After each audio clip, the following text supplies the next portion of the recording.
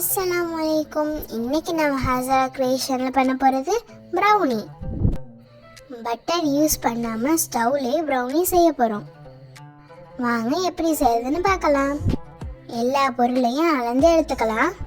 மைதா 120 gram, sugar 75 gram,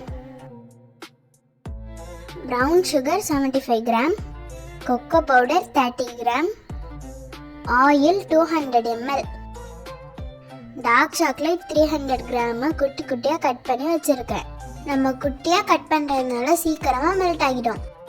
dark சாக்லேட்டை double boiling மெத்தடில் melt பண்ணி எடுத்துக்கலாம். சாக்லேட் மெல்ட் ஆனதோட ஆயில் சேர்த்துக்கலாம். ப்ரீஹீட் பண்ண பாத்திரத்தில் ஸ்டாண்ட் போட்டு 10லேருந்து 15 நிமிஷம் ப்ரீஹீட் பண்ணிக்கலாம். ஒரு க்ளீனான பவுலில் 4 முட்டை சேர்த்துக்கலாம். 2 டீஸ்பூன் வெனிலா எசன்ஸ் சேர்த்து 2 நிமிஷம் நல்லா பீட் பண்ணிக்கலாம்.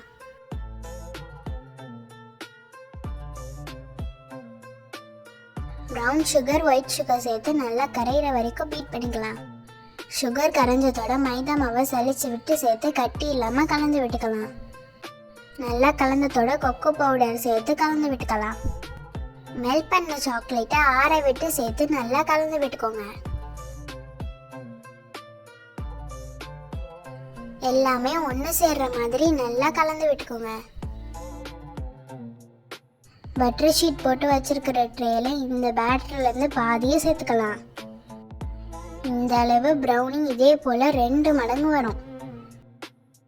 ப்ரீஹீட் பண்ண சட்டியில் ட்ரேவை சேர்த்து 20லேருந்து 25 நிமிஷம் பேக் பண்ணிக்கலாம்.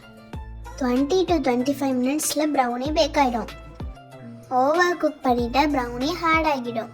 ஃபோர்க்கை விட்டு பார்க்கும்போது ஒட்டாமல் வந்துச்சுன்னா கரெக்டாக ப்ரௌனி பேக் ஆகிருக்குன்னு அர்த்தம். இன்னொரு பேட்ச் ப்ரௌனியையும் பேக் பண்ணி எடுத்துக்கலாம்.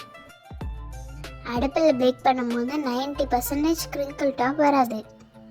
இன்னைக்கு நாங்கள் இந்த ப்ரௌனியை வச்சு டவர் ப்ரௌனி பண்ணோம். நீங்களும் இதே போல் ப்ரௌனி செஞ்சு பார்த்துட்டு மறக்காமல் எப்படி வந்துச்சுன்னு கமெண்ட்டில் சொல்லுங்கள்.